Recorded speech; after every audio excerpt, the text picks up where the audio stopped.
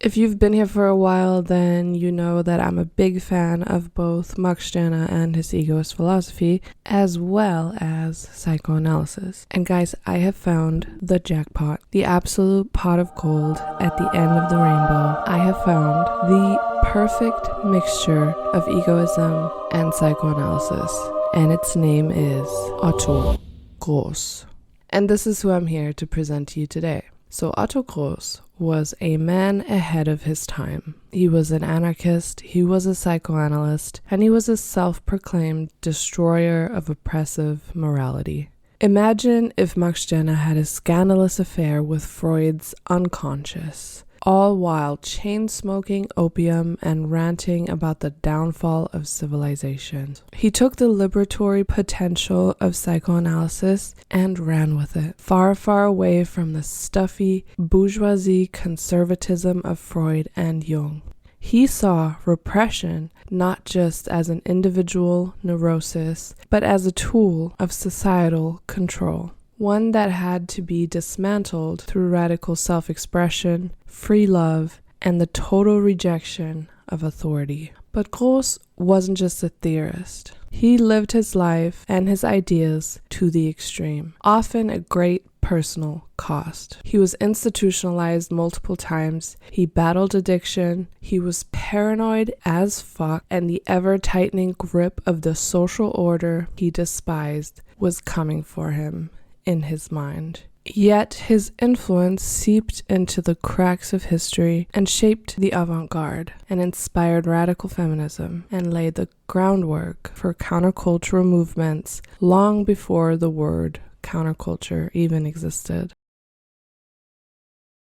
Otto Gross was born on March 17, 1877, into a world of law, order, and rigid discipline. Exactly the kind of world he would spend his life rebelling against. His father, Hans Gross, was a pioneering criminologist. He was obsessed with forensic psychology and criminal behavior. From an early age, Otto was exposed to an authoritarian, scientific worldview that sought to categorize and control human nature. This would later fuel his outright rejection of authority, morality, and repression in all its forms. Following in his father's footsteps, well, at least on the surface, Gross studied medicine at the University of Graz, graduating in 1899. His early medical career took him to South America, where he worked as a ship's doctor. It was during this time that he was introduced to drugs, in particular, cocaine and morphine, substances that would shape much of his later life. What began as medical use soon turned into addiction,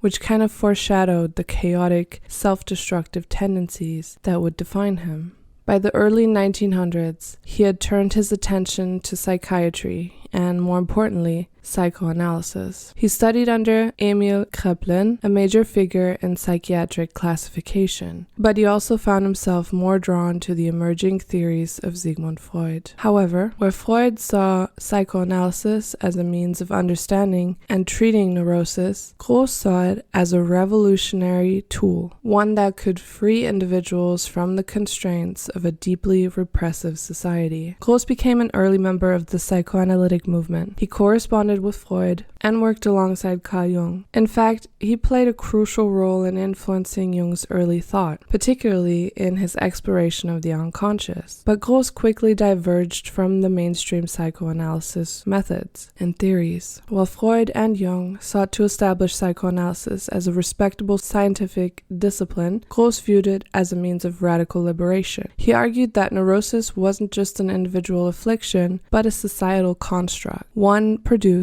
by the repressive structures of family, religion, and morality. Gross's theories aligned closely with Max Stirner's egoism. He saw the individual as something to be freed from internalized quote-unquote spooks, not just religious and state authority, but also the superego's stranglehold on desire. He advocated for free love, communal living, and the destruction of traditional family structures, because he saw them as tools of oppression. Unlike Freud or Jung, Gross didn't just theorize about breaking down repression. he actively lived it. His lifestyle was as radical as his philosophy. He immersed himself in the bohemian and anarchist circles of Germany, where he associated with artists, feminists, and political radicals. His influence spread to the likes of Franz Kafka, also artists like Hugo Ball and anarchists like Erich Mühsam. He was also deeply involved in the feminist movement because he advocated for women's sexual liberation and their emancipation from patriarchal family structures. But his personal excesses soon caught up with him. His drug addiction spiraled out of control, and his erratic behavior led many, including his father, to see him as mentally unstable. In 1913, Hans Gross had him institutionalized in an attempt to, quote-unquote, cure him. This was not the first time he was forcibly placed under psychiatric care, and it would not be the last.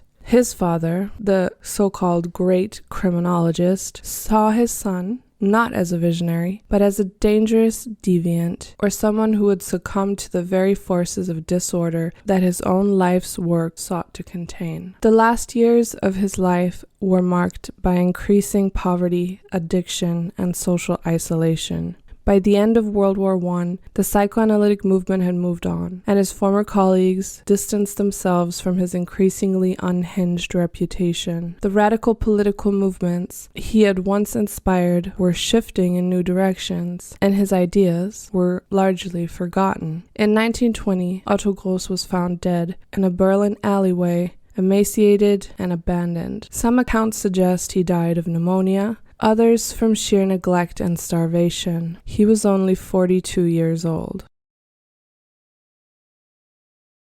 While Otto Gross did not produce a single definitive book, his theories are scattered across essays, articles, and correspondences with leading intellectuals of his time. His work exists largely in fragments, partially because of his erratic lifestyle and, of course, his institutionalization, but also because his radicalism alienated him from the mainstream psychoanalytic movement. Nevertheless, his ideas on psychoanalysis, egoism, and anarchism have had a lasting, albeit underground, influence. Gross was one of the first psychoanalysts to argue that the repression of desire and individual will was not just a personal issue, but a political one. Unlike Freud, who viewed repression as a necessary part of civilization, Gross saw it as a tool of domination. In this sense, he extended Stirner's critique of spooks into the unconscious, arguing that societal structures, like morality, family, and religion, implant restrictive ideals within individuals. For Gross, the purpose of psychoanalysis was not to help individuals adapt to society, but to liberate them from it. This made him one of the earliest thinkers to see psychoanalysis as a revolutionary tool, long before figures like Wilhelm Reich or Herbert Marcuse. His approach was a radical departure from both Freud and Jung. In this way, Gross prefigured the radical psychoanalytic movement of the 20th century, particularly in the anti-psychiatry movement of figures such as Lang and Guattari.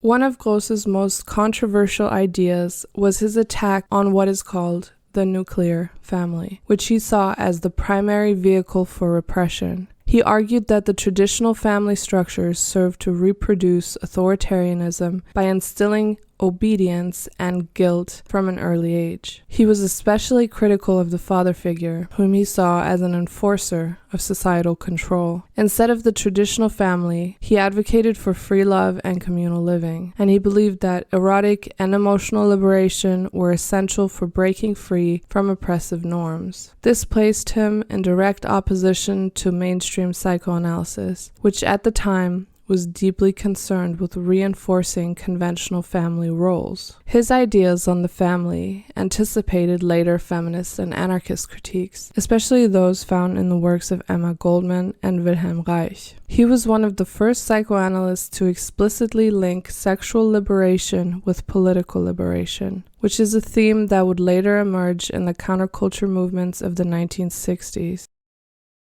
Gross challenged the idea that neurosis was merely a personal affliction. Instead, he argued that it was a symptom of a sick society. In this way, he turned the entire psychoanalytic framework on its head. Where Freud said that neurosis arises from internal conflicts and must be managed, Gross said that neurosis is imposed by society and must be eliminated by revolution. He saw mental illness not as an individual failure, but as a rational response to an irrational world. This idea would later resurface in the anti-psychiatry movement, especially in the works of people like Michel Foucault, a thinker who is highly respected nowadays. Like Max Stirner, Gross believed that morality was a spook, a construct designed to control individuals. But unlike Stirner, he grounded this idea in psychoanalysis, and he argued that morality is internalized from a young age through familial and societal conditioning. He saw guilt, in particular, as a psychological weapon used to enforce obedience. For Gross, true liberation required the rejection of externally imposed moral codes in favor of instinct and personal will. He championed spontaneity, desire, and creative self-expression, and he believed that only through these could individuals free themselves from psychological oppression.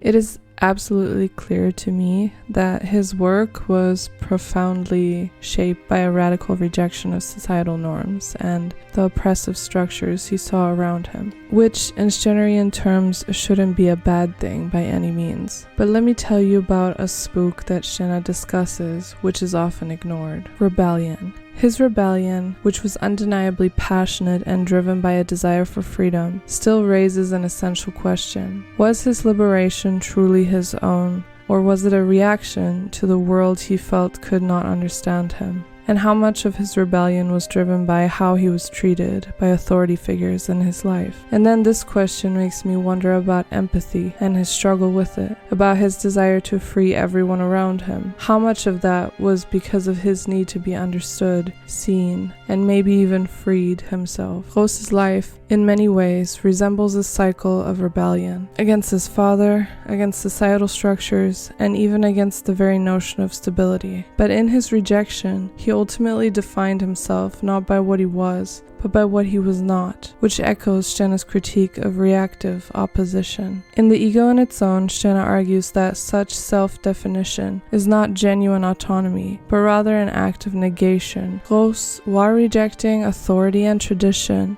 was still tethered to these very forces through his opposition to them. In rejecting his father, societal structures, and norms, Gross never fully liberated himself from them. He actually defined himself through a negation, as Stirner would say, a spook of his own creation. Stirner's philosophy reveals a crux of Gross's tragedy. True freedom and self-realization don't come from rebelling against external forces, but from despookifying them, from removing their power to define us. Stirner critiques the notion of rebellion as a form of passive resistance, where the individual is still defined by what they resist. Even though he saw himself as rejecting the stifling norms of society, I feel that, sadly, he remained bound by them. Like his rebellion kept him in a dynamic of opposition rather than a space of creative self-ownership. And by defining himself through his rejection, he was caught in a dialectic of negation that prevented the full realization of his personal autonomy.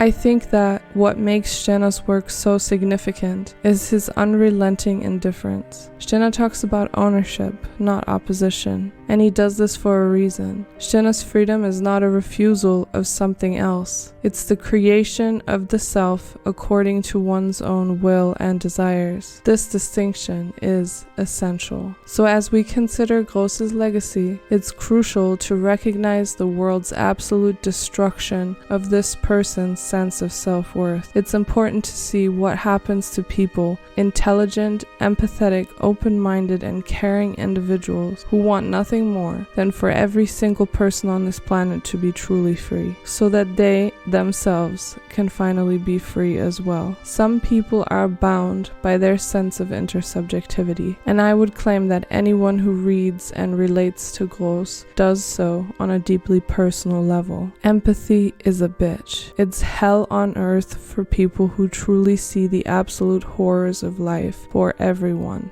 And even the most resilient of us can't handle this much rejection.